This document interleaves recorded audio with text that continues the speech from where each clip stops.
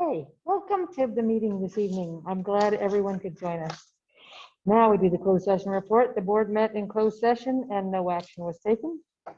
And now we go to Keith Piper, the principal of Lemon Crest, for the pledge and some highlights.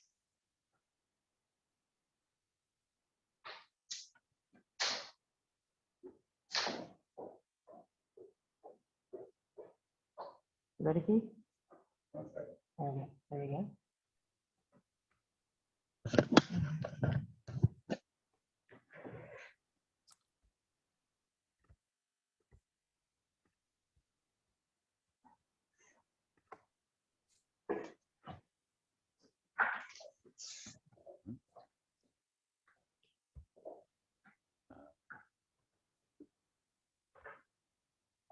Give me 1 second. The volume is not working. I'm sorry, technical difficulties. It's all right.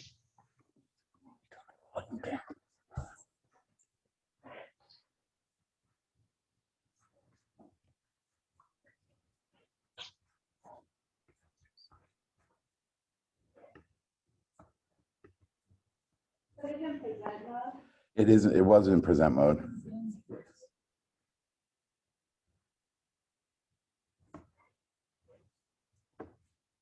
I can do it.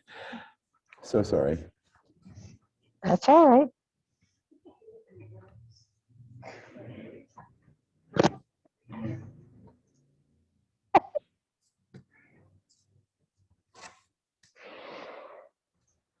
It's not doing it.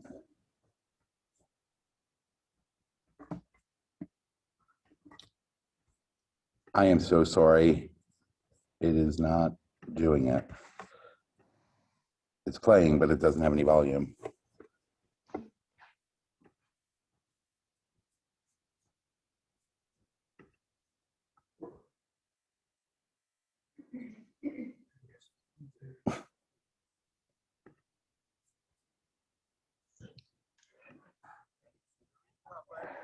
Okay. Here we go.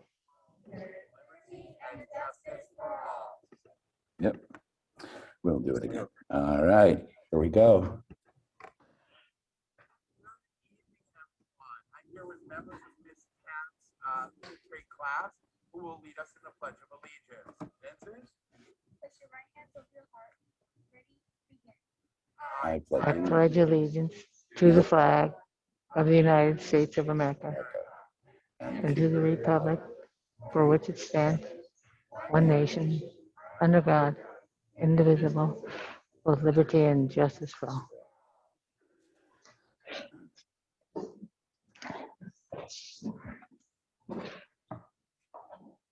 Good evening. Thank you, President Ferrante, board members, cabinet members, for giving me the opportunity to showcase Lemon Crest Elementary School this evening. I want to start by saying that it has not been an easy year. It is unprecedented times, but throughout this time, one of the things that we can look at is community and resilience. And that has really been our motto at Lemon Crest this year. I want to start out with talking about the big thing that we really focused on this year, which, let me go ahead and put this in present mode. There we go. Which is the 3 W's. It is keeping our children safe, keeping them safe and distanced, and teaching them the things they need and the protocols. We have been firm observers of wear a mask, wash your hands, and watch your distance. And although we've had some cases at Lemon Crest, I attribute it not spreading because of the protocols that we've put into place. Maintenance made us these great hand washing stations that are outside of our cafeteria. All of our teachers are using hand sanitizer. There's mask wearing breaks, and all kids are between 4 and 6 feet apart in the classroom. So my teachers have led by example, and they've really put those protocols in place, and they follow those rules. So they've done some great work there with our kiddos. One of the things that was really hard when we came into this year was the school community, the connections and the relationships. Everything looked different. You know, when it's very hard to tell a 5-year-old, you know, don't put your hands on somebody or don't hug your friend or, you know, air elbows and things like that. And we had started when I got at Lemoncrest 2.5 years ago, we had started SEL, social emotional learning through responsive classroom morning meetings. And the morning meetings looked very different this year. We used to do morning circles. Kids were sitting on the carpet, you know, playing games, passing things around. So the teachers really had to kind of step back from that, and they had to look and see what would it look like during the pandemic? What would it look like to keep children safe? And again, they rose to the occasion. They did some great work. There's a lot of, if you look at the slide, one of the sharing, because there are 4 components to the responsive classroom morning meeting, and one of them is sharing. So they do a lot of maker kind of activities where they're timed and there's materials they have to use the materials that they have in front of them to create, to create and be innovative and think critically. And so really they've done unbelievable work. We've also, excuse me, we've also, on our playgrounds, we have a playground coordinator. She's absolutely wonderful, who has really embraced peaceful playgrounds. And so she schedules each one of our classrooms, and each cohort has a different non-touching kind of game. So it's kind of cool. A lot of hula hooping, a lot of, practice and aim and soccer, beanbag tosses where they're actually using the scoops. So it's been really nice. We're trying to keep the kids moving, and we're trying to keep the kids engaged. And it's funny how quickly kids will become engaged as long as you present it to them in a way that they want it presented to them. This next slide, our teachers have, I just am in awe of them.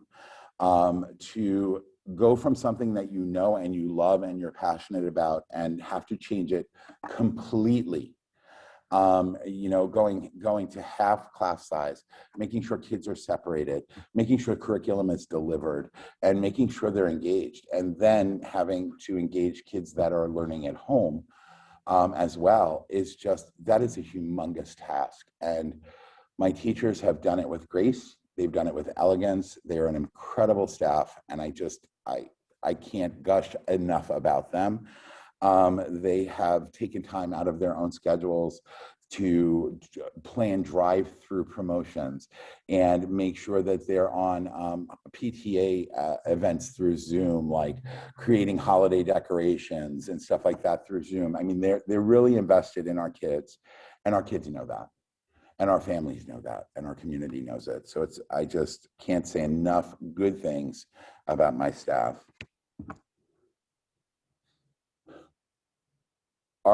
Our support staff, we were fortunate enough this year, the district has given us resources that we hadn't had before, that we didn't really need before, which were extra people, extra hands, because all the new protocols really do require people. They require hands. So we have got, our custodian has now help to make sure that all of our hard surfaces, all of our doorknobs, all of our bathrooms are clean and sanitized at all times. We have extra campus supervisors. These campus supervisors, they are the jacks of all trade. They are watching bathrooms. They're monitoring to make sure that kids are being safe. They are taking small groups out to the playground, no more than 5 to 7 kids at a time, making sure that they're socially distanced, making sure they're helping with drop-off, they're helping with pickup. I mean, all of these systems that we had in place for so many years changed on a dime. And so we were really fortunate. And then my wonderful, wonderful office staff, they have fielded calls, angry calls, scared calls. Our attendance procedures have changed incredibly. I bow down to Medina Rustbold. She has got it down pat. And then our health clerk. and our support there. You know, it's a different world where, you know, you have to have children wait or in a rest and recovery room as opposed to the health office. They make my job 1,000% easier. They make me look good. You know, again, I can't thank them enough for everything that they do. We just started intervention at Lemoncrest. We have a program, and one of the concerns that we've always had is that our kids that are not attending, on the days they're not attending, often tend to not attend at all. They don't get on Zoom. They don't do asynchronous work. Not all, but quite a few. So we designed an intervention program with that in mind. And we actually are rolling it out so that our two intervention teachers, Kelsey Brannon and Cheyenne Sloan, are working with our kids that are at home. Because what we found when we started doing concurrent learning and when we started reaching out was, if you can hook your kids at home or just have them kind of report, you've got them. And they will be engaged. They will start producing work. The work, I had a teacher say to me the first time I did concurrent learning with my entire class for morning meeting, I got 75% more work from the kids at home.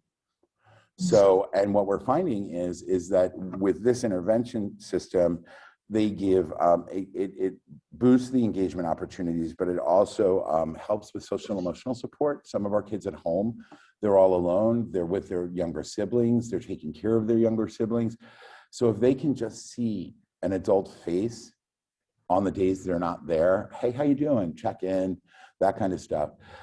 So they get that social emotional support, they get the academic support. Holly and Kim were in the other day to see one of my teachers doing a math lesson, one of my intervention teachers, and it was really kind of cool to see the kids engaged. And we're doing targeted support. So we're doing standards support, targeted standards, some of our anchor standards, those grade level standards.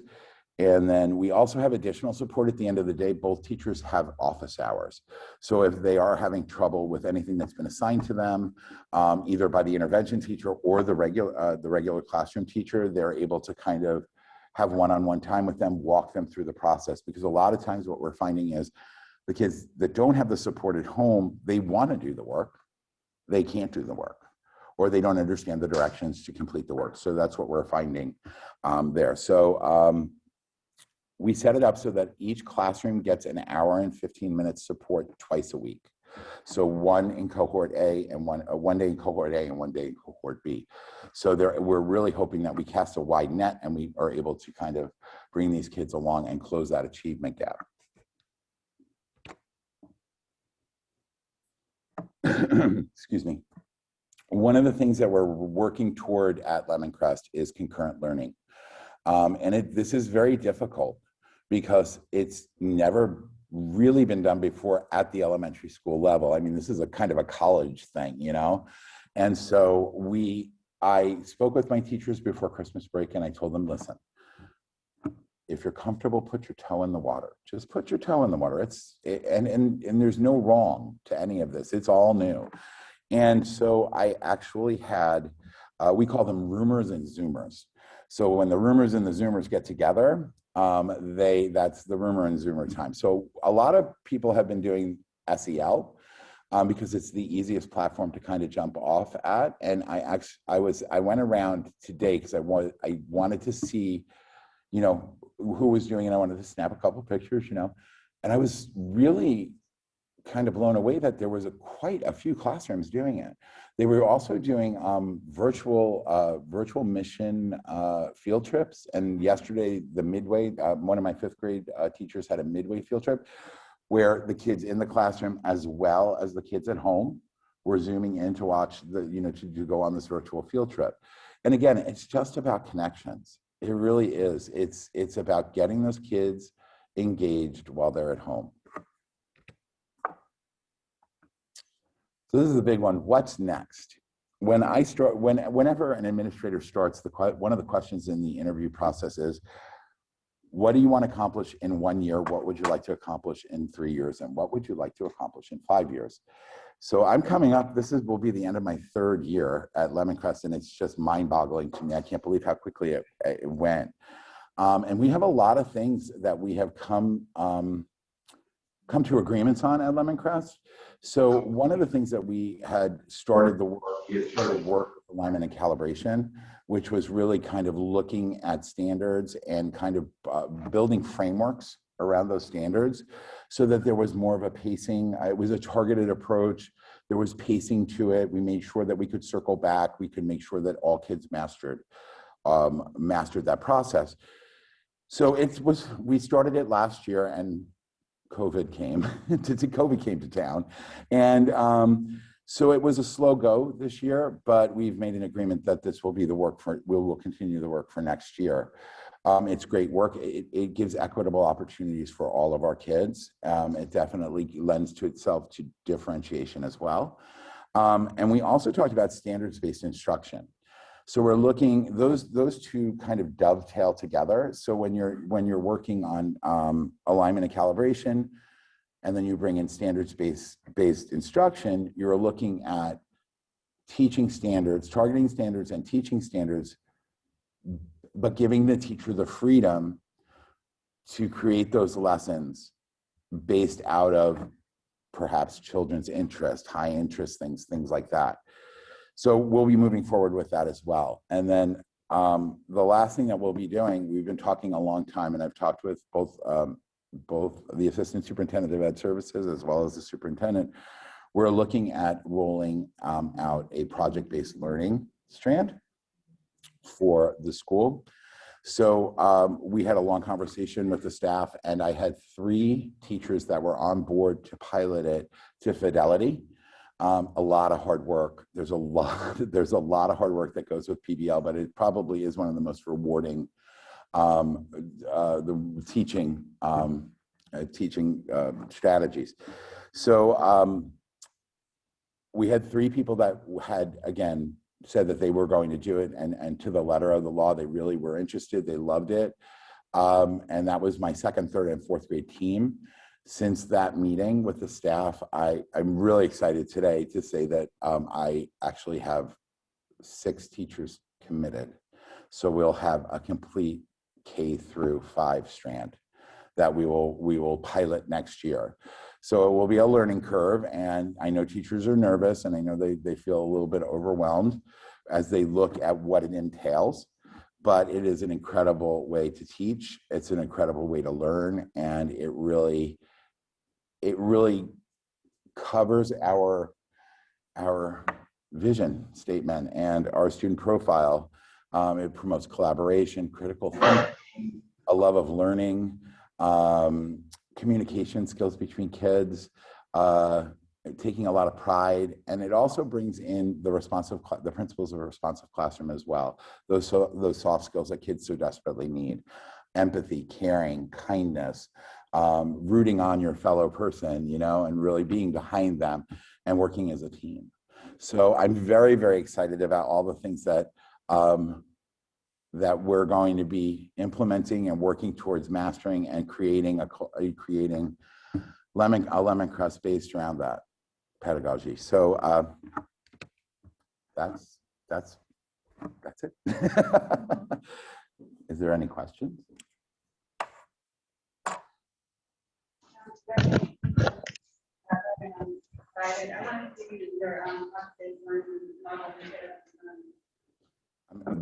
I'm really excited about that.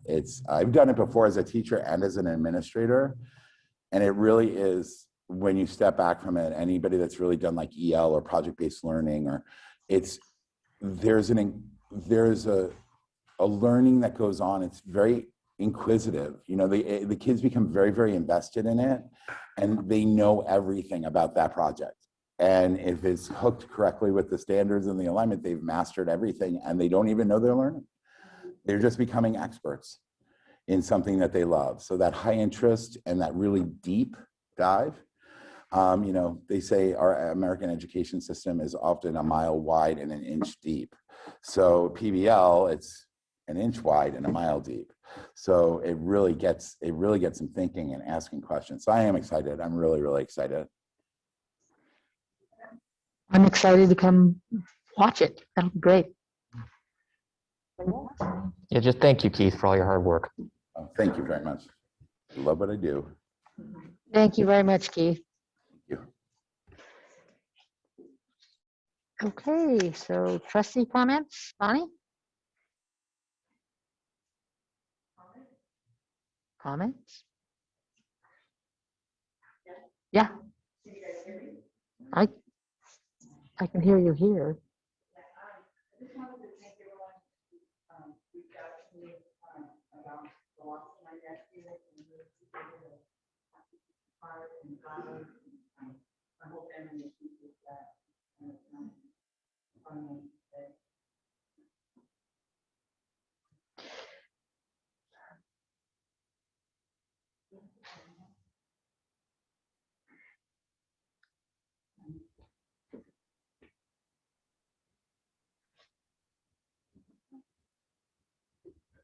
Okay.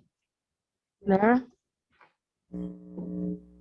I had an opportunity to start touring the district, and so it's nice to get to meet people. For those that I've had an opportunity to meet, thank you for taking the time. And for those that I haven't, I'm really excited to start getting back out there and meet people.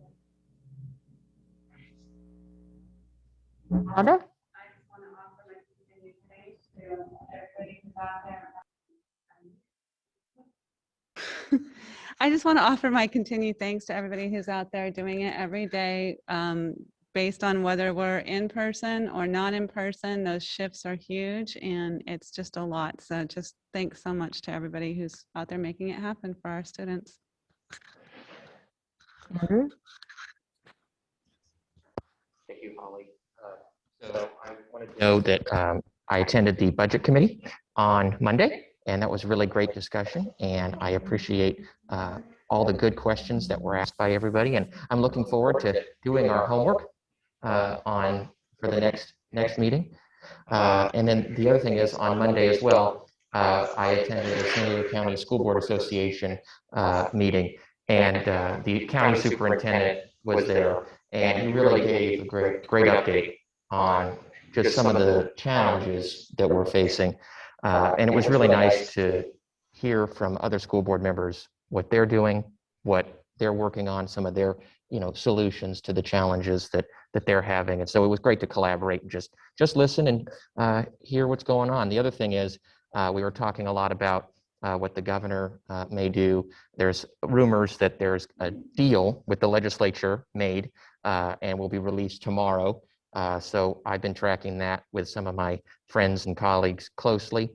So we'll see what that means for some of the legislation regarding schools this year, because there were bills that were not necessarily assigned to committees yet that may not be assigned at all, because this could be a one catch-all deal for schools. So we'll see what happens. I'm anxiously awaiting that press conference tomorrow. So maybe more to talk about next month.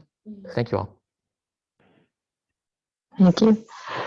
I also was on the budget committee, and Erin is doing a fabulous job at letting everybody know what the budget really entails and how involved it is. So thank you, Erin. I'm also on the equity committee, and we actually met this afternoon for our second meeting. And thank you to Natalie, who's heading that committee. That's some really good work happening there. I also had the opportunity to go to all the schools since the last meeting, and it's great to see the kids in the classroom. The teachers are doing a phenomenal job. I saw some really cool lessons while I was out there, and I want the teachers and the principals and ed services to know that I appreciate everything they're doing. So thank you. Okay. There we have some recognitions. Are you doing those, Andy or Cesar? Kim, we have some recognitions. I do have some people to recognize today. Let me share my screen with you.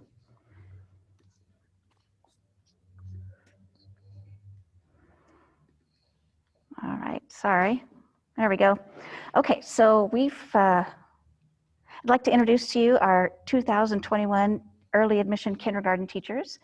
Early admission kindergarten is kids that are too young for kinder and too old for TK.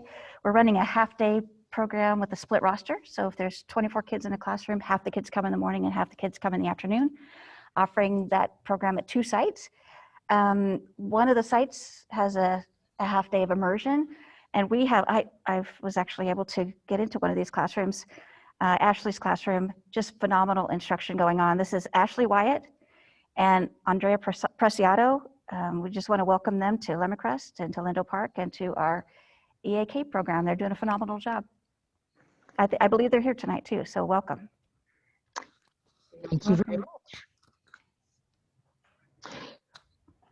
Okay, and Dr. Johnson, you have some updates for us?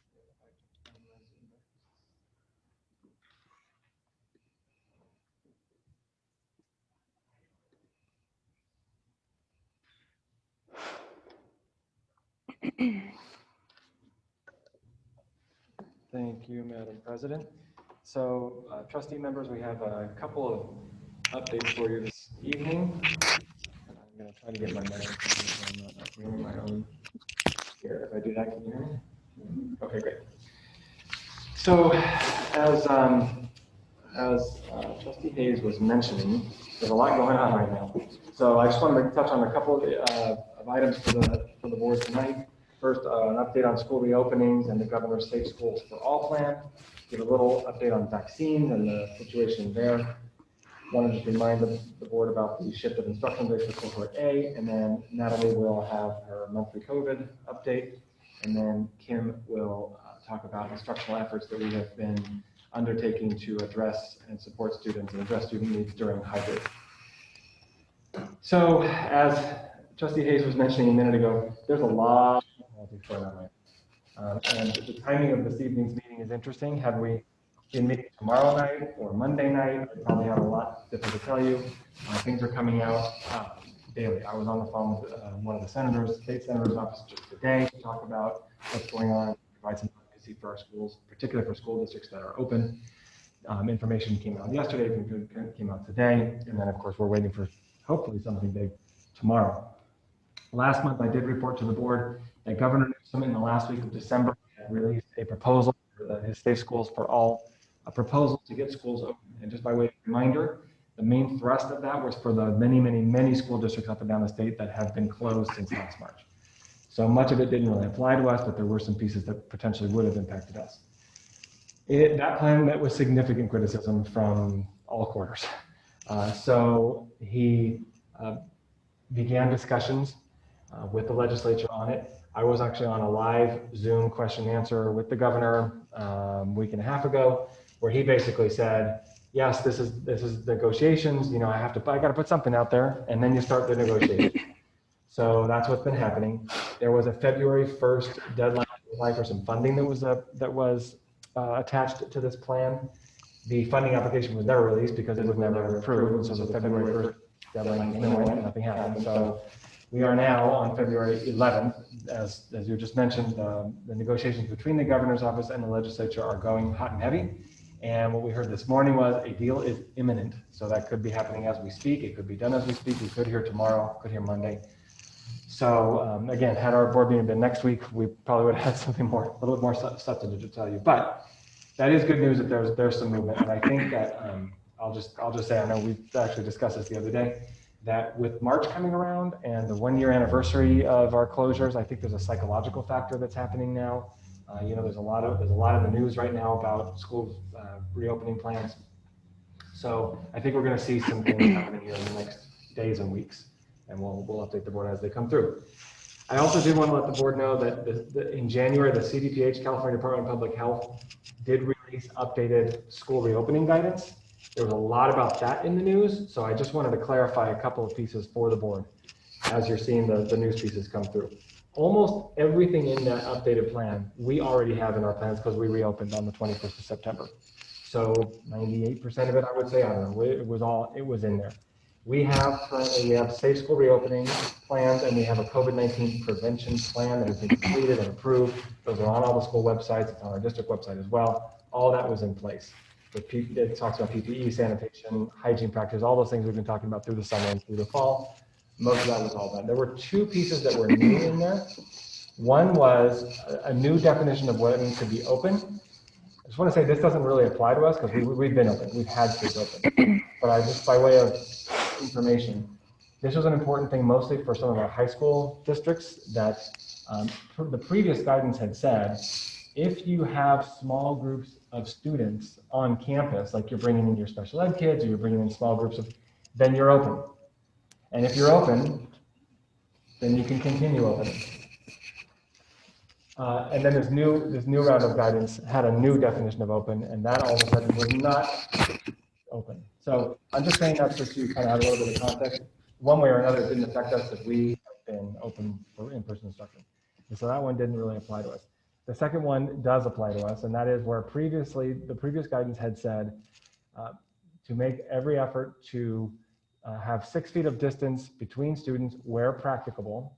The new guidance says 6 feet of distance between students is still the optimum, but by no means, let me get the words, let me get the words exactly right. Under no circumstances should distance between student chairs be less than 4 feet. So that is the new rule that came out. There's a lot of discussion around that as well. And so I don't know if something that along those lines may change as we go forward. I don't know, but that's kind of where we are at the moment. Is kind of the 4 foot rule is the one thing that really applies to us. That was the one new piece. With regards to vaccines, we are hoping that we're getting close here. We here on Lakeside are not working. Thank you. Is that better? Is that the microphone? Okay, thank you. We are working with local health provider here to see if we can't get vaccines here pretty quickly for our LUSD staff. And the San Diego County Office of Education is working with San Diego County to do a mass vaccination of school employees. We heard some more information just about that today, that they're trying to get that going up and running. It's a huge logistical effort, but it's very, very encouraging to hear that there's a partnership happening there and that there's at least some kind of recognition that school employees should go to the front of the line. We have not been officially placed at the front of the line, but there are efforts now at least to get a larger vaccination effort going. So that would be fantastic. I don't want to jinx anything. We may be sitting here in our March meeting with that up and running, which would be amazing.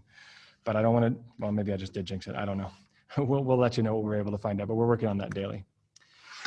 And then just to remind the board that we did shift 3 instructional days. We had 3 Monday holidays here coming up, one coming this Monday, 15th on February 22nd, and then one on May 31st. And we quote unquote move those instructional days to those Wednesdays. So again, a big thank you to our teachers for your flexibility there. I think that was another one of those unintended consequences of COVID and the cohort system. So that's going to be very good. Our distance learning students will also have that additional Wednesday day for distance learning. So that'll be very good. And before I pass it off to Natalie for her monthly COVID report, I do want to echo, and I do appreciate board members' comments and Principal Kuiper's comments as well about our teachers. They really, really are doing a phenomenal job. Our support staff as well. I mean, everybody, we've said it 100 times, but it just doesn't get old. Just to say that this year has been really, really hard. Every curveball that's been thrown at us, we've taken it upside the head, and then we've, kind of figured out, we got our bearings again and then move forward. And our teachers have really, really done a phenomenal job. I was in classrooms again just this morning, and it is really great to see the kids learning and everything that the teachers are doing.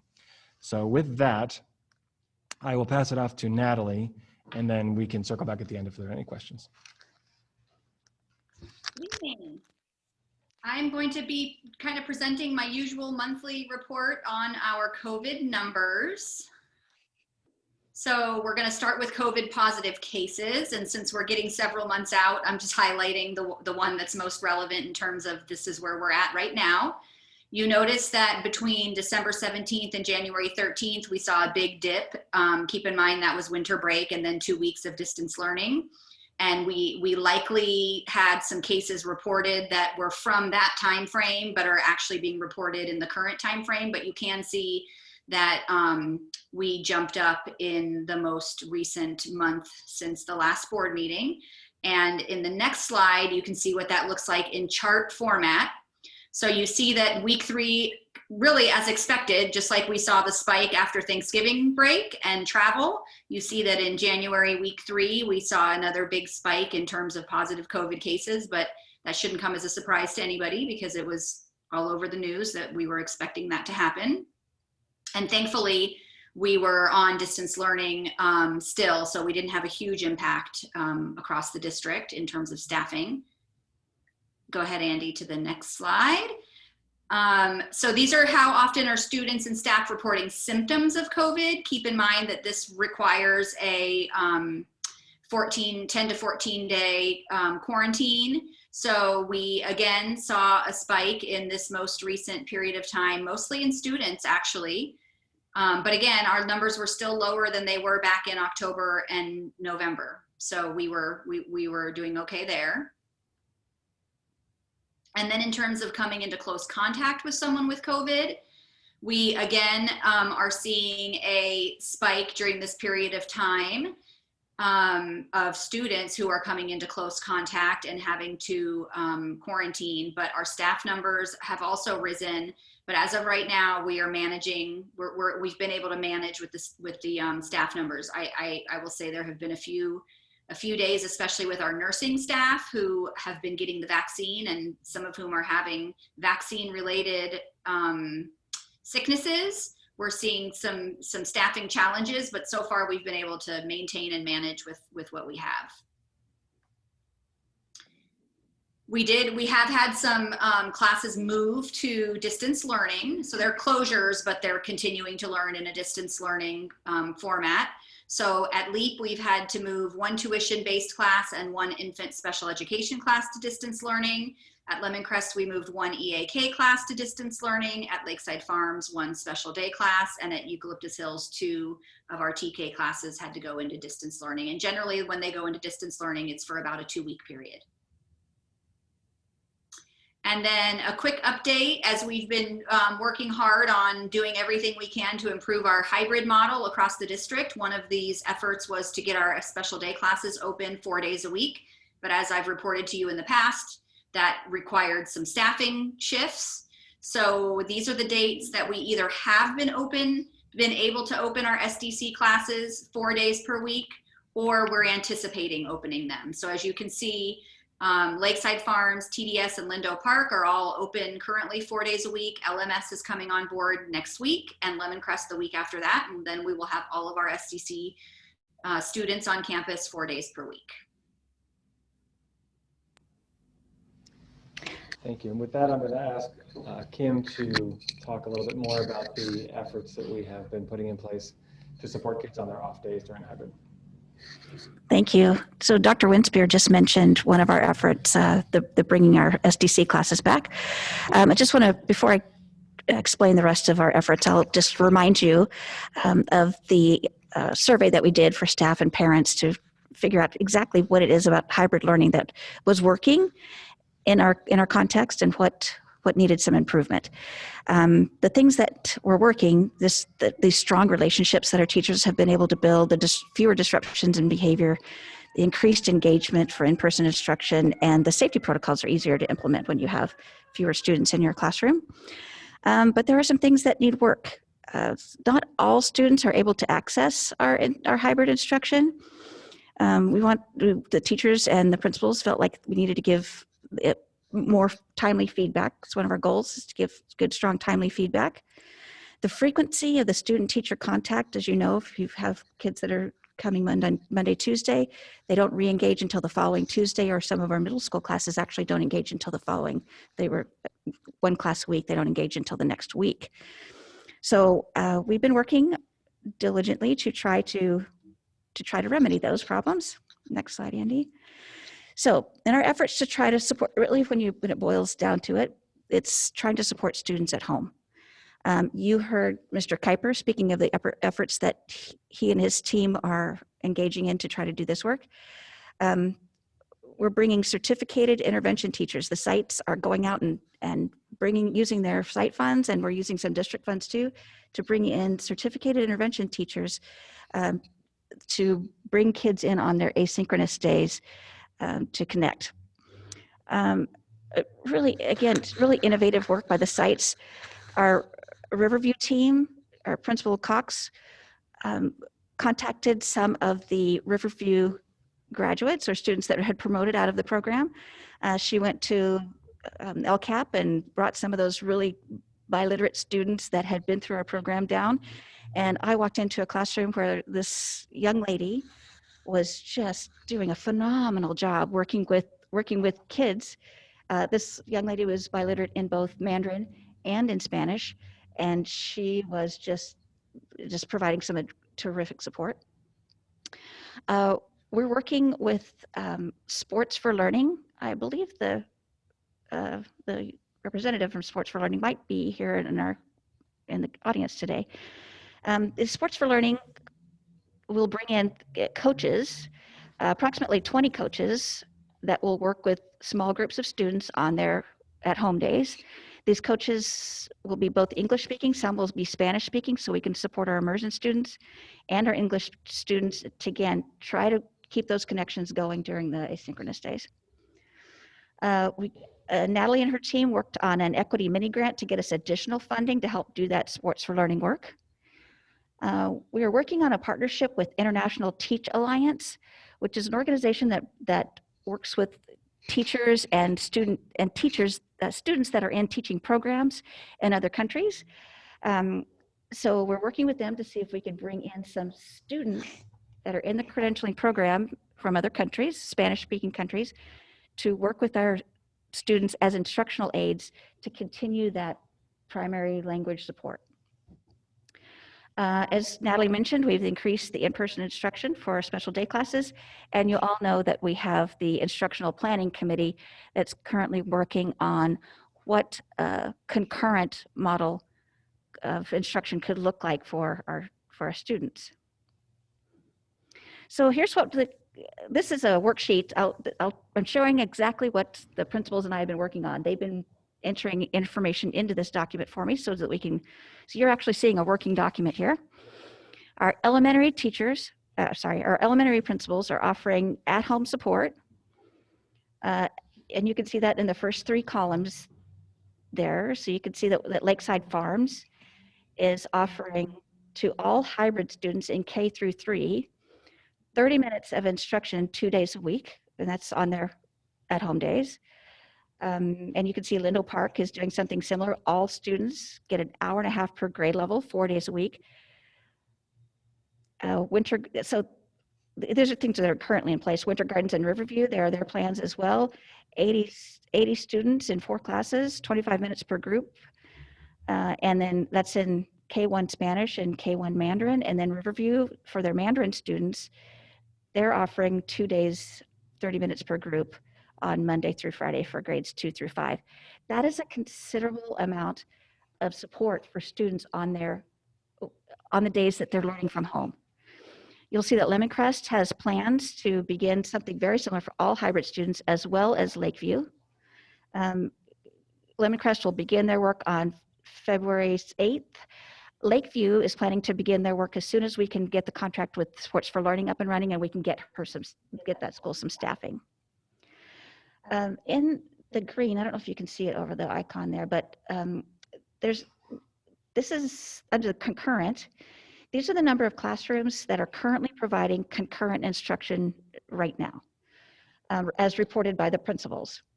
So Lakeside Farms, every class is doing a level of concurrent instruction for 45 minutes or more every day. Lindo Park has 5 classrooms that are engaging in concurrent instruction for 45 minutes a day. Lemoncrest has 8 classrooms that are doing it 45 minutes per day. Lakeview has 5 classrooms that are doing 30 minutes per day, 8:30 to 9. Winter Gardens is offering 4 classes. They're her Mandarin and English classes. And 3rd grade at Riverview, as well as the Mandarin classes, are providing concurrent instruction. And if you have ever been, Trustee Ferrante and I walked into a classroom where that concurrent instruction, we walked into Mrs. Hood's class and she was offering concurrent instruction. She's the Mandarin partner at the English speaking to a Mandarin partnership. And she had multiple pieces of equipment running, and students in person were engaging, students that were at home were engaging. She has it nailed. It took her a while. She'll admit that it took her a while, and I don't know how many calories she's burning per session, but it's up there. This is the middle school offerings. You can see that Lakeside Middle School is offering support classes that are open to all students on their asynchronous days, and that TDS for their RSP and special ed students are also offering support 2 days a week. Their distance learning kids are getting 4 days a week, every day, all day long. And they're planning, TDS is planning for their hybrid on their asynchronous days and for the distance learning students during their electives, 80 minutes of asynchronous support for grades 6 through 8, 4 days a week. Aside from that support, we are busy planning some summer school. Again, this is I mentioned extended learning grant. In the governor's budget, there was an extended learning grant, and we're anxiously awaiting that to arrive. Hopefully that's passed, and we'll be able to, here are our tentative plans. We're planning to offer a kinder through second grade summer school that focuses on foundational skills and also embedded in project-based learning. We're offering a 3rd through 5th grade, again, project-based learning, and the instructional focus there will be in reading fluency. 6 through 8, we're using Joe Bowler's integrated math units for 6 through 8, and we're hoping to be able to offer an immersion summer school focused on language production, so speaking and writing. We're working with the San Diego County Office of Ed to see if we could partner with schools in Spain so that our students can be engaging in projects, having collaborative conversations with students from another country who speak the primary language as their target language as the primary language. This extended learning grant will also include an opportunity for us to extend before and after school opportunities if we should get it, and it would also help us for summer school for the following year as well.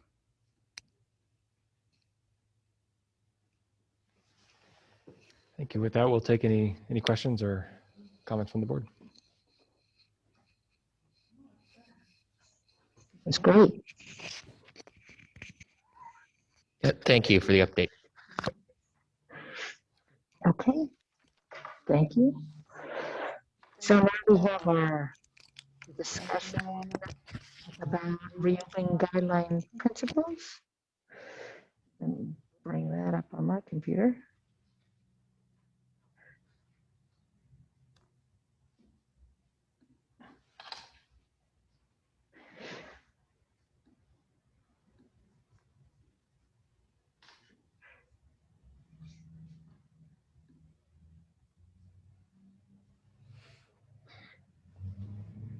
Okay, so Andrew, you had something you wanted to add to this? You want to discuss anything that's actually here for yet already? Or you want to? No, I just wanted to make a brief amendment to the last principle, and I'll read it out so it's recorded for the record. LUSD staff will monitor the academic needs of students through the use of regular formative assessments and implement interventions for English learners, socioeconomically disadvantaged students, foster youth, students with disabilities, and other struggling students. We will monitor the social emotional needs of students and support student well-being through counseling, social emotional learning, and other means. We will work diligently to meet the IEP goals of students with special needs. While resources and regulations permit, we will continue to meet the nutritional needs of students through food distribution during school and on breaks. And I just wanted to add that in because I thought that it might add a little context to the original intent of what we're going at here. And I really appreciate the partnership with the board on these principles. I think it'll be really helpful as we move forward in these certainly uncertain times that will help us understand how we evaluate our steps forward. So I want to thank President Ferrante and all the board. So thank you. Does anybody else have anything they'd like to add or change? to this document?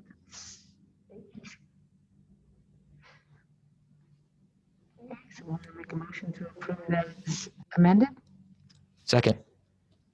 I didn't make the motion, I was just asking. Oh, I'll make the motion. I couldn't hear you. I'll make the motion. Somebody want a second? Thanks, Rhonda. All in favor? Aye. Aye. That's all of us. Thank you, Andrew.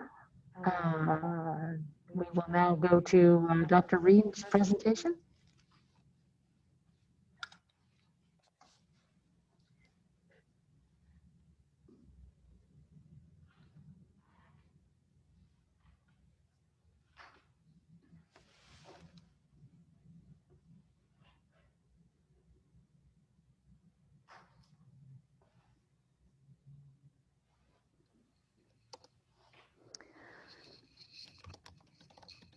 Thank you.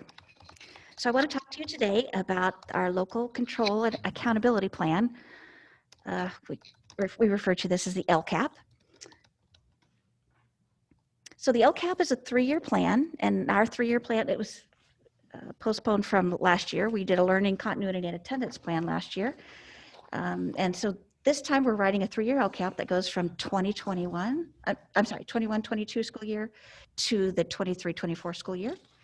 And that plan describes the goals, actions, and services and expenditures that we're going to use to support student outcomes. And when we refer to students, we're referring to all students.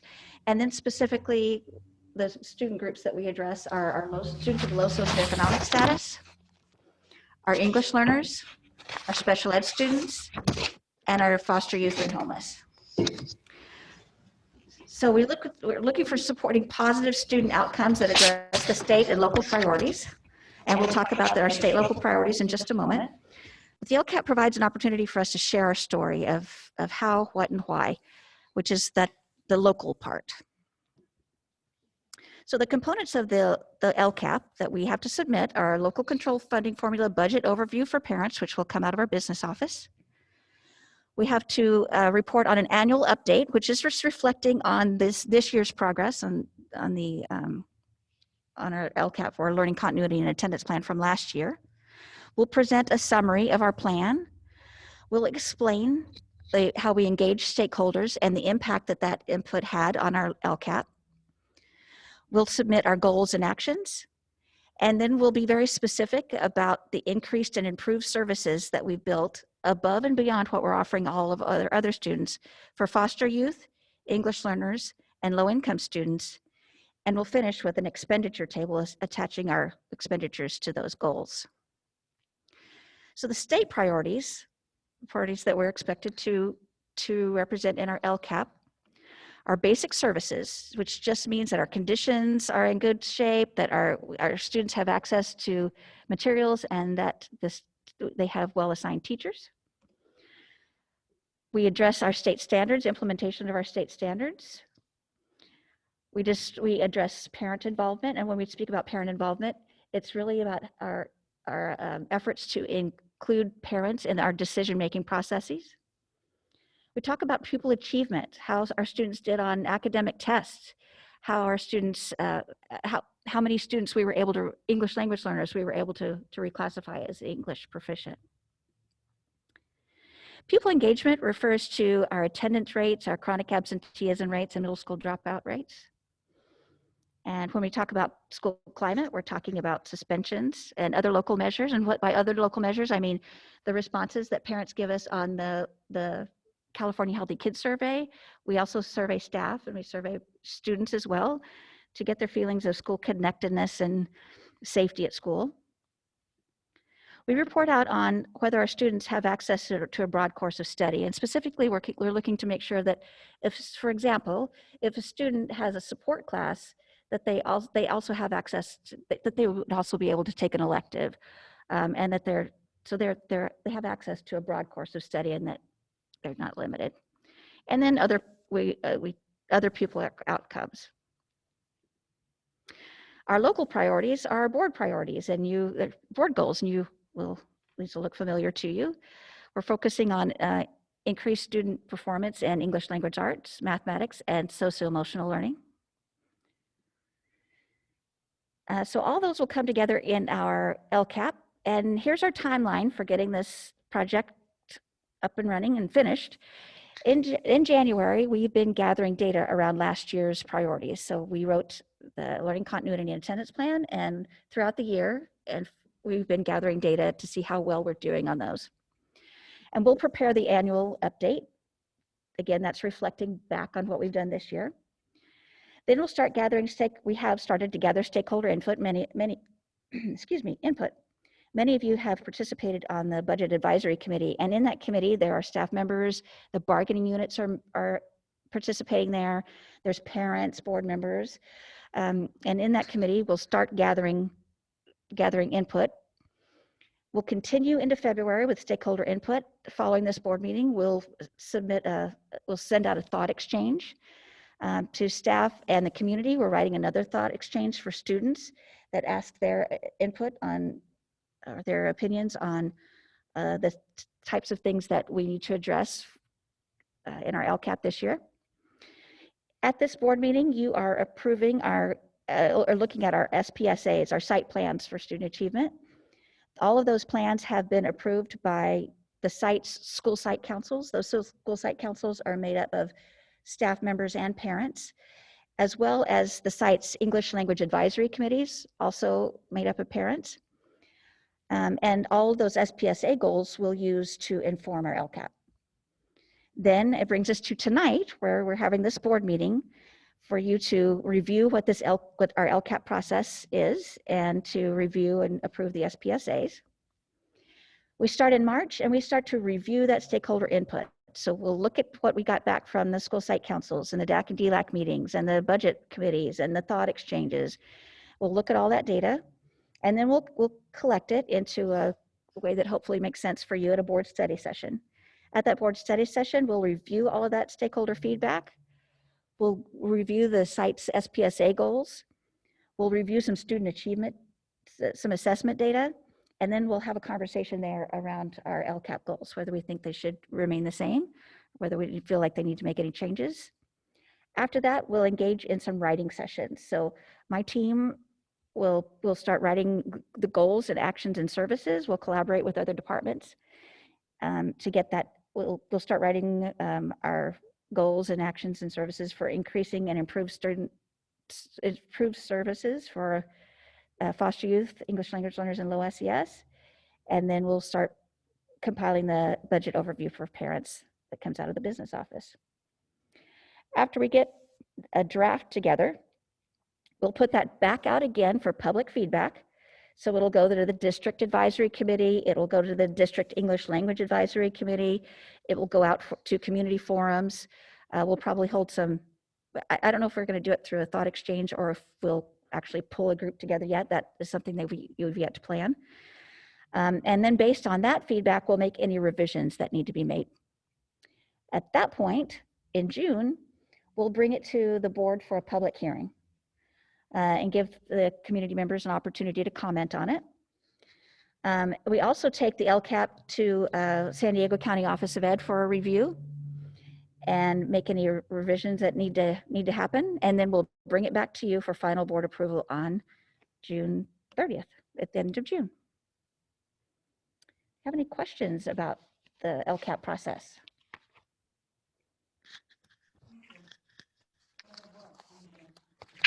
Thank you, Kim. You're welcome. Thank you for all the hard work from you and your team. Aaron, you have an update for the TDS project? Okay, the next item on the agenda is approval of a bid award for the TDS Gymnasium project. So I just wanted to have a quick discussion on that before we ask the board to approve that project. I want to give you a little bit of background on how this project has evolved from the planning phase to where we are now, and then we'll talk about the bid outcome. At the beginning, we originally envisioned making improvements to the existing TDS multi-purpose facility, or creating a new multi-purpose facility that would house all of the different programs that currently use that facility.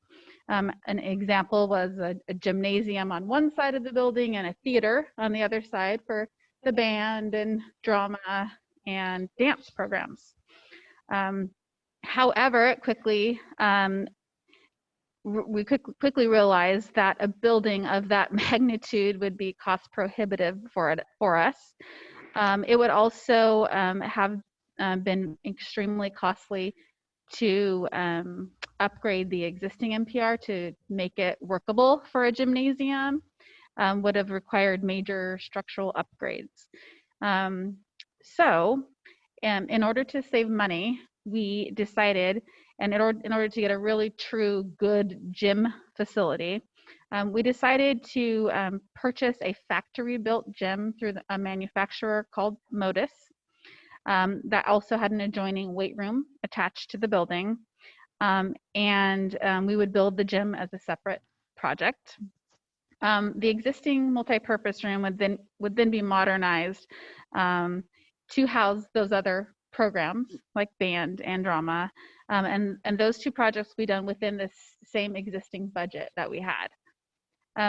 Multiple stakeholder meetings were held with TDS teachers and staff, and the scope of work was established, and the project was designed with that original established budget. However, during the design phase, the Lakeside Fire Department added a site access requirement that wasn't anticipated at the beginning, that ended up costing about $350,000. So rather than start over, we did not want to waste the time that had been invested to that point. We moved forward and decided that we would hopefully be able to make up that $350,000 from other savings and other bond projects that we had. And now, last month, we were ready to bid the gym portion of the project. And that was put out to bid last month. And unfortunately, when the bids came in, they came in approximately 11% over what our cost estimates were. So in addition to that $350,000 fire access road, the bids added another $650,000 to the cost of this project, making the total cost above the original budget of approximately $1 million. We have had countless meetings over the last few weeks deciding what to do. So it was absolutely possible that we could just reject all the bids, redesign the facility and reduce the scope of it, or we could go out and rebid it. But that's always very risky because we could get bids higher than what we have in hand currently. After all those multiple meetings with our facility consultants, our architects, Todd and I worked together, and ultimately tonight our recommendation is to award the contracts as they're outlined in the board report. And our intention is to make up this difference with savings from previous projects, as well as the cash that's on hand for these bond projects earns interest. We have some interest earnings that have been unallocated at this point in time. So we do have sufficient funds to allocate that additional $1 million towards this project. Also, we are asking our architect and construction managers to investigate cost savings ideas that can be achieved through deductive change orders. And they are already working very hard to actively pursue any of those opportunities. Will it add up to $1 million? No, it absolutely we won't get up that high, but we're gonna try and find as much cost savings as they possibly can. I also wanted to add the decision to use a factory-built gym instead of a on-site stick-built gym. We believe is still a very good choice, and will save us approximately $1.4 million of cost that can be used on other bond projects. That's all I have. Do you have any questions? So does it sound like from scratch when they put it together? Is it like a manufactured sort of home? I have my team here, I think it might be best if maybe Todd or Bob can explain how exactly that factory built gym will come. I'm sorry, I actually didn't hear the question exactly. Oh, Rhonda was asking exactly how that manufactured offsite building is going to come to get installed here at TDS. So that type of building, it's manufactured off the site. So the way these projects work, if the project is being built on the site, then we will pay prevailing wage to the workers. If the building is manufactured off of the site, then there won't be that additional cost for prevailing wage. Therefore, it will come in a kit. You'll have sections of the building show up, and it's almost like an erector set. They're going to put together pieces of the building, bring in more pieces and attach to that. But the overall savings comes when you're not doing the work on the site and you're doing it off-site. That's where a lot of the cost savings come. So it's more like a portable building. It's going to be built someplace else, but this is going to come in pieces, and it's called red iron. We're going to erect the structure, and then we'll attach the shell to it. It'll have a concrete foundation. We should have some renderings coming out pretty soon, and that will also be what maybe we'll send them out to you guys so you can see what the renderings look like. Sounds interesting. Thanks, Todd. Anybody else? I have a quick question. Aaron, do you recall I know you've met with a lot of people on it, do you recall any specific feedback from the Bond Oversight Committee on this change?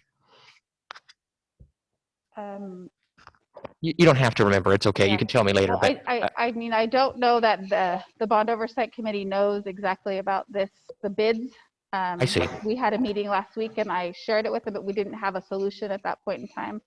I do know that we shared with them that we were buying this manufactured building, and they were very pleased that would result in savings. So we did have multiple discussions about that, and they seem to be favorable to this concept. That helps me. Thank you.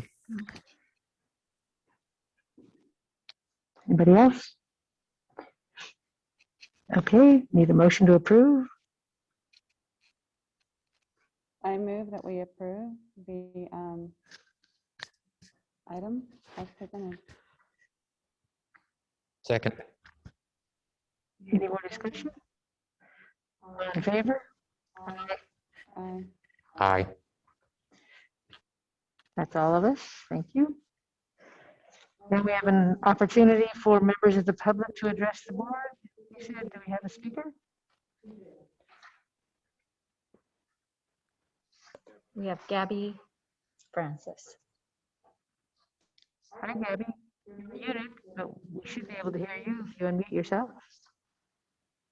Hello? We can hear you. Oh, hi. So I first of all would like to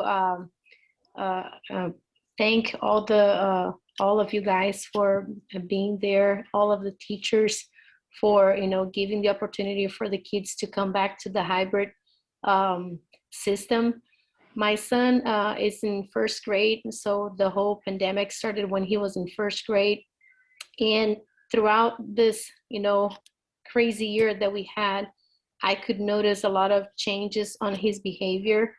And although I'm extremely grateful to have, the hybrid system where he goes 2 days school, but the rest of the week, the rest of the days that he was supposed to be going to school, the reality is that I work full time, my husband works full time, and we are not qualified to give him the experience and what he needs to succeed in school.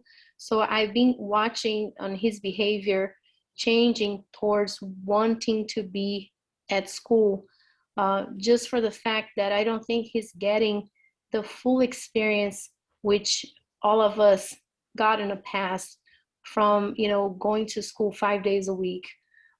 He is behind. He's having an extremely hard time accomplishing what he's supposed to. His teacher is being great I couldn't be happier to have Senora Mendoza teaching my son. She's going way and beyond to help him. But I just wanted to let you guys know that the kids are really struggling. I don't know when are we going to be able to go full time back to school, but and I think I can say in behalf not only of my son, of many students, the kids really need to go back to school. Thank you so much for this opportunity. Thank you, Gabby. Thank you, Gabby. Okay, now any more speakers, Lisa? No, thank you. Now we'll be having a public hearing pursuant to Government Code 3547A regarding the initial bargaining proposal from the Lakeside Teachers Association to the Lakeside Union School District for the 2021 school year. So negotiations may commence. We could hear from the public at this time, but we have nobody signed up to speak. Is that correct? Thank you. I'll also have a public hearing pursuant to Government Code 3547A regarding the initial bargaining proposal from the Lakeside Union School District to the Lakeside Teachers Association for the 2021 school year. So negotiations may commence, and that one needs an approval. Somebody like to make a motion for that? I'll make a motion. Thank you. Any discussion on that? Okay. All in favor? Aye. Opposed? Okay. So now we will designate the consent agenda items. Someone like to make a motion for that? I move that we designate the items of business to the consent agenda. Second. All in favor? Aye. Aye. That was everybody? I think so. Okay. Need to adopt them. Yes, I would like to pull 2.1 for the meeting minutes. In my trustee report from last month, there was the word competition was spelled completion. So I just wanted to make sure that that was corrected. And that's it for me. Okay, well, I need to pull 4.4, 4.8, and 5.1. Anybody else need to pull anything? Would someone like to make a motion to adopt all but 2.1, 4.4, 4.8, and 5.1? I make a motion to approve. Need a second? Thank you. All in favor? Aye. Aye. Okay, so 2.1, Andrew already spoke to that one. 4.4, I just want to say that I'm really happy that we could do this. The summer assistance program that CSEA wanted. So I just wanted to say I'm glad we could get that done. Should we even run these one at a time now, or can we do them all together?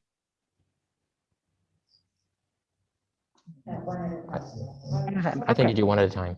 So then let's approve 2.1 with the correction. So someone, you want to make that motion, Andrew? I'll make the motion. And I'll second it. Okay, all in favor? Aye. Aye. That's all of us. For 4.4? I make a motion to approve 4.4. Thank you. Second. All in favor? Aye. Aye. For 4.8, I have something that I need to read.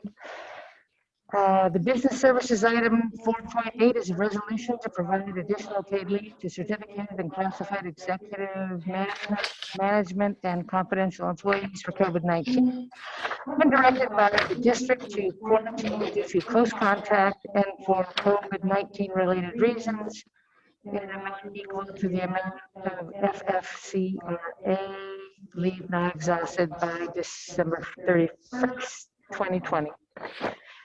And what that is, 4.8 is the 4 point, same as the 4.6 and 4.7. 4.6 was for CSEA, 4.7 is for LTA, and this is for the managers. Somebody make a motion? I move that we approve 4.8. And I'll second that. All in favor? Aye. Aye. That's all of us. 5.1, Kim, could you speak a little bit to the school plans for student achievement? I would love to. Each one of our principals spent an inordinate amount of time, as Dr. Taylor can attest, working on their site plans.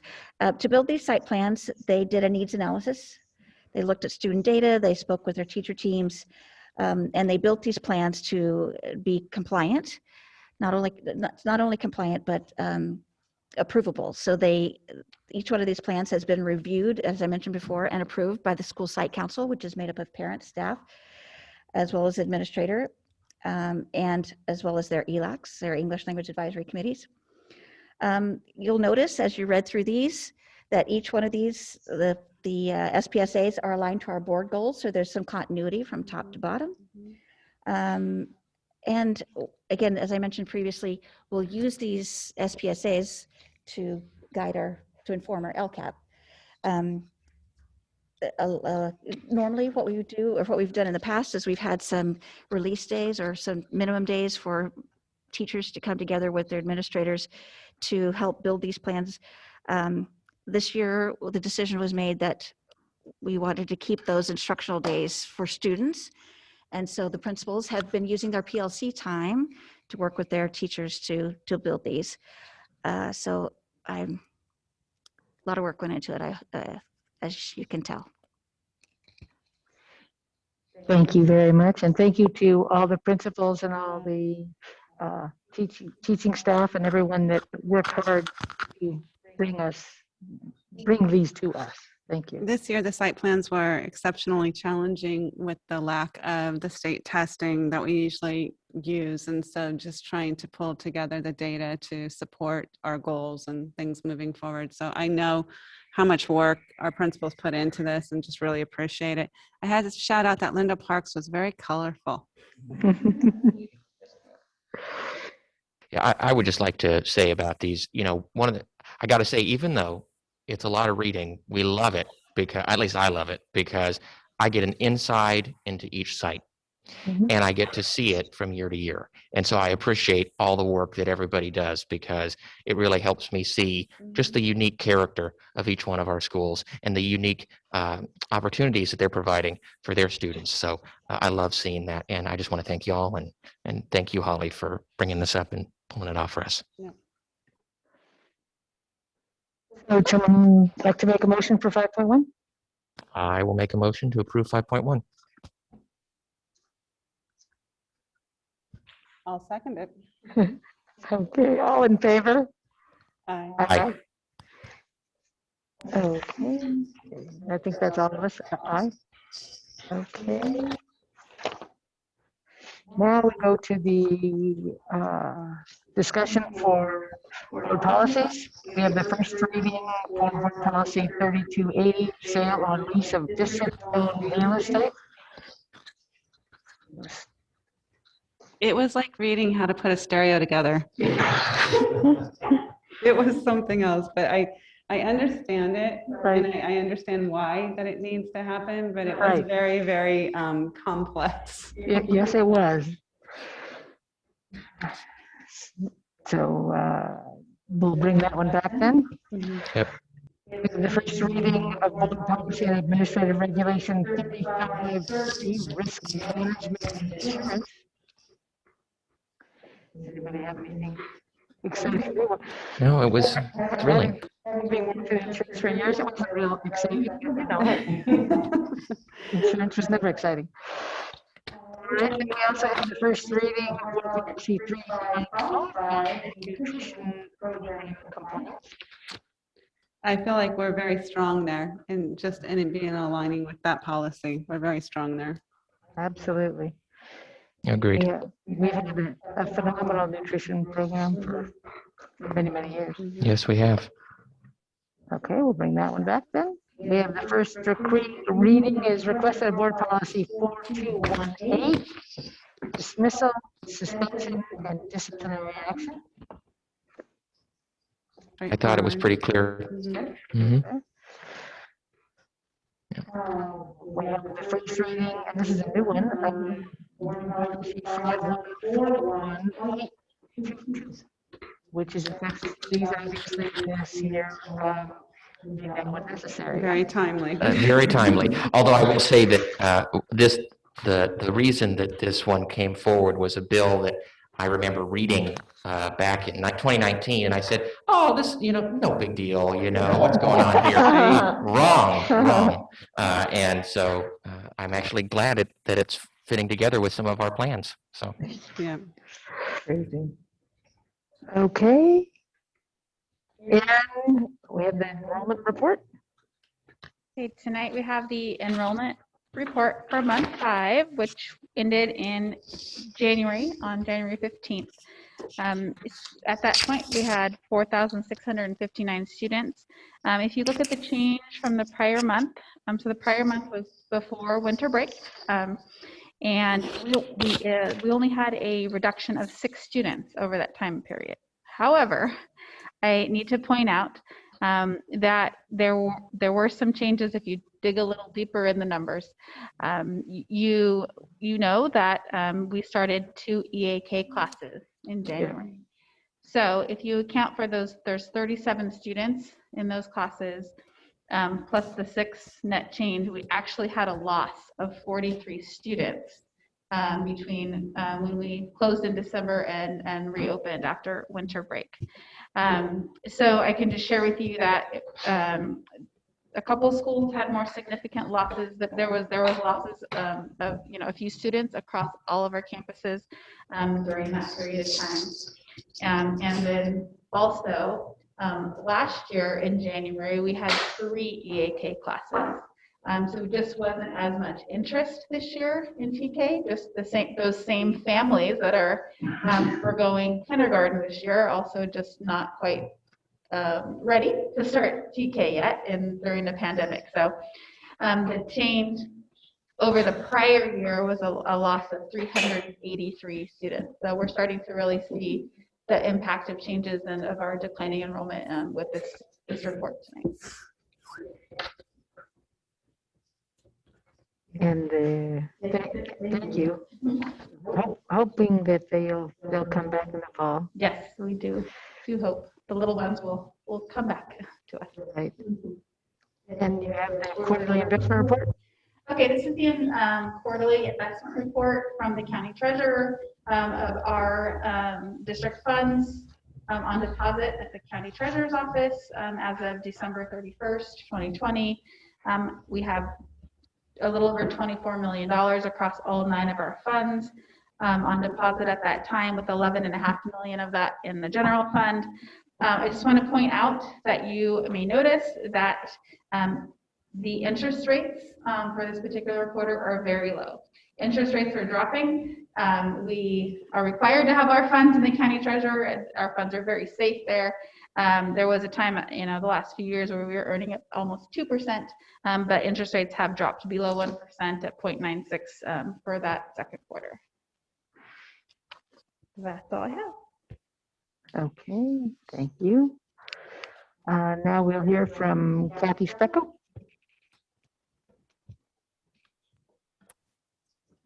Good evening. Can you hear me? Hi, Kathy. We can hear you. Hi. Good evening, trustee members.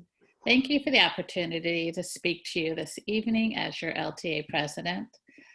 I would first like to speak to you regarding negotiations. As you have heard in closed session, you are currently negotiating with your teachers regarding extra pay for extra work during this pandemic.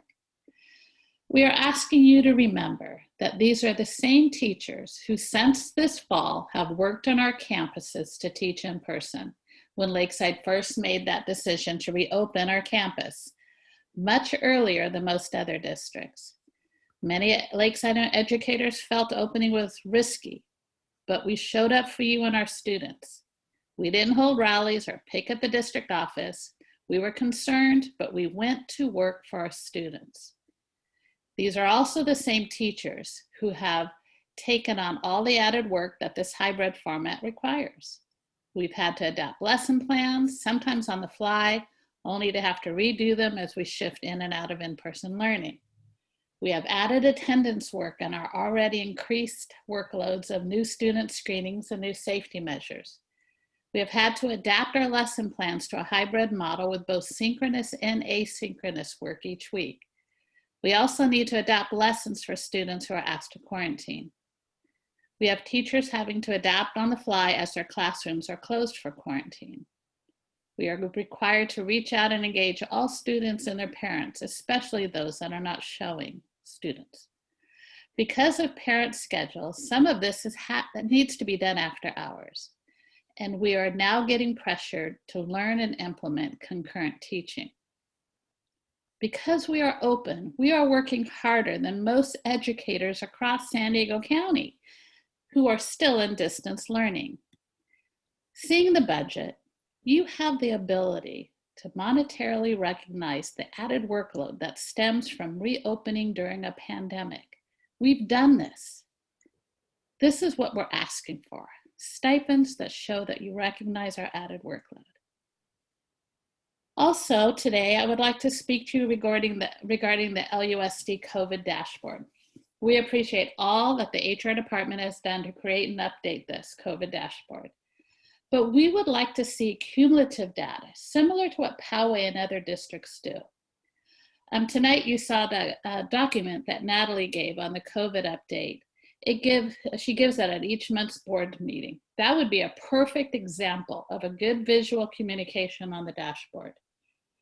In the COVID response and school reopening guideline principles that you had in tonight's board packet, you state that transparency and collaboration with staff and families was a priority. This is a perfect example of how that can be done, because not everyone attends the board meetings, and that's a really good presentation, Natalie. So current cases tell only a small part of the issue, and keeping a chart of all cases would show where we have spikes and downturns in cases. It's an important educational piece for everybody to be able to have quick access to. Lastly, your teachers are anxiously awaiting to find out when they can get vaccinated. Most feel that since we are teaching in person, we should get vaccinated as soon as possible, when they're available, and when people are choosing to do so. So we wanted to tell you thank you. We appreciate all that the district is doing to try to get this done in a timely manner. So thank you again for that. All right, that's all for me this evening. Thank you. Thank you, Kathy. David Myers.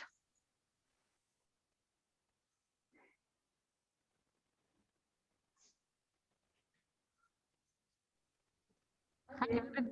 There we go. Can you hear me? We can. Good evening, trustees. I just have a couple things. First of all, I would like to thank the board as well as the district for giving us, again, the summer assistance program and letting our employees be able to take advantage of this. It's a big help in the summertime for a lot of our employees that don't get paid in July or August. I do appreciate that. We were able to get that taken care of quite quickly. Second of all, I would really like to thank Aaron and the payroll staff for helping us understand more of the summer assistance program as well. We've done a couple instructional informative meetings, which has been fantastic.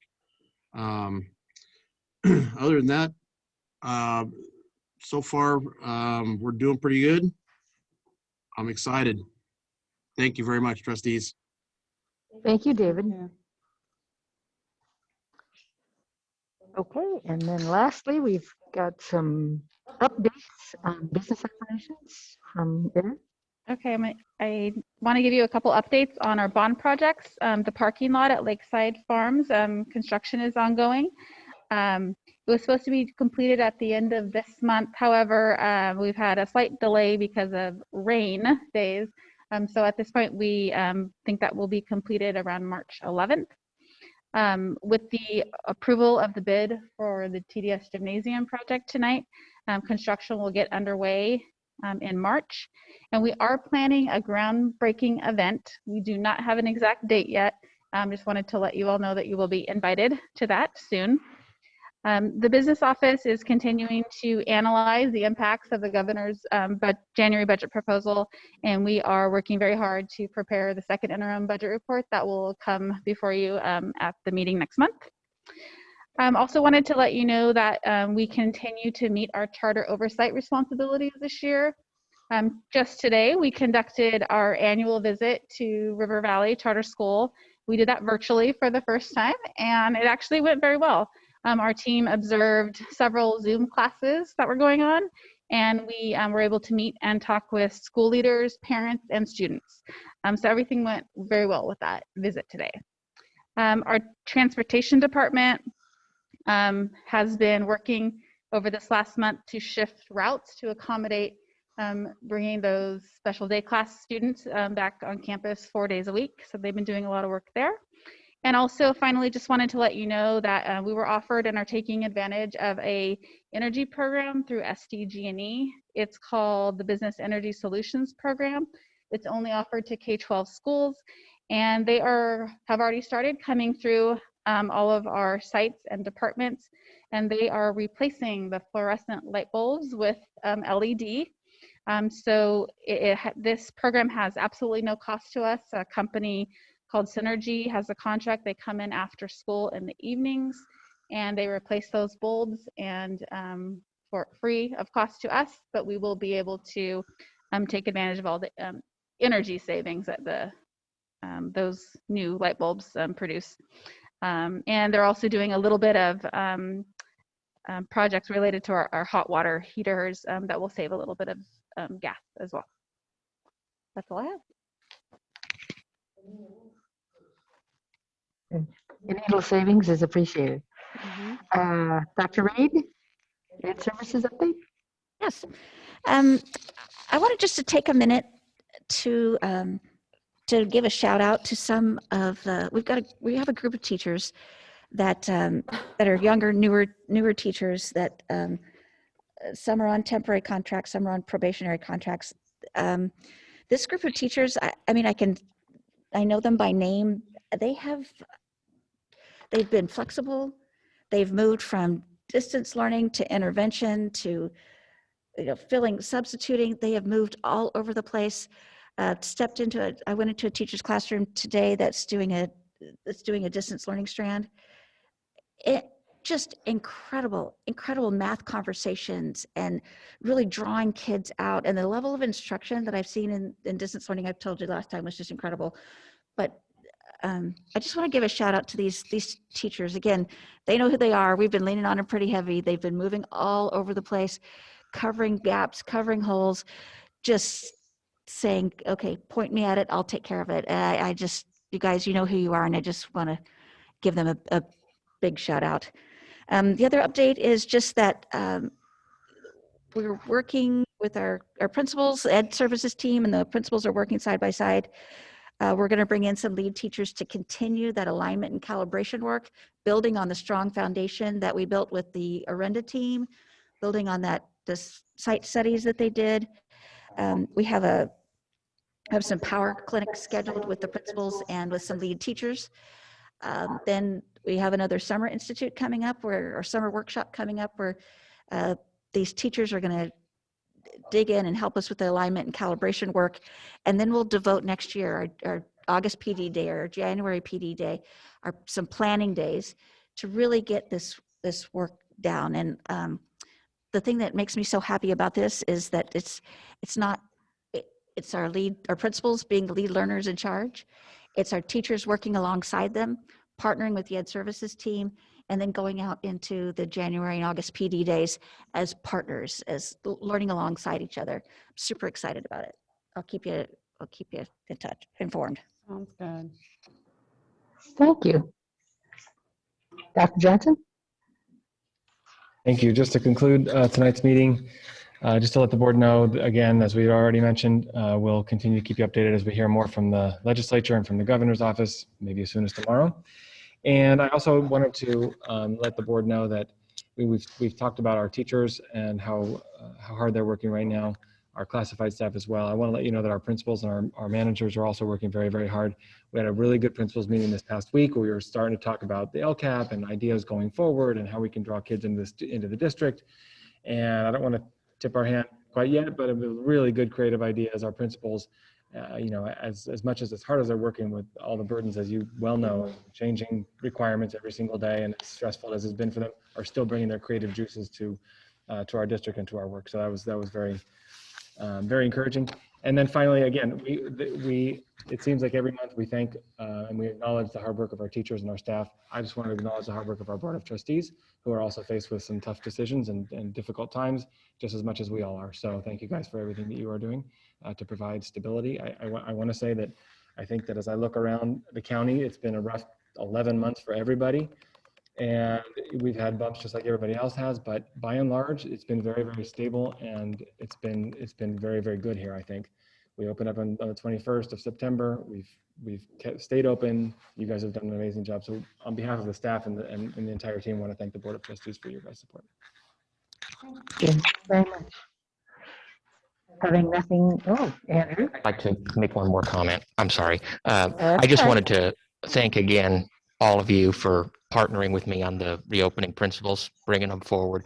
And I really think that, and I've just wanted for everybody who's on the Zoom as well to know that go take a look at them. They're in our board packet, and I hope that maybe they'll be posted on our website so that you can read them and just see sort of how we're thinking about moving forward and reopening. I think this is was the idea, and the core of it was to make sure that what our priorities to us, safety, transparency, and other items are critical for us as we move forward. So I just wanted everybody to know that, and I wanted to thank you all for your partnership with that.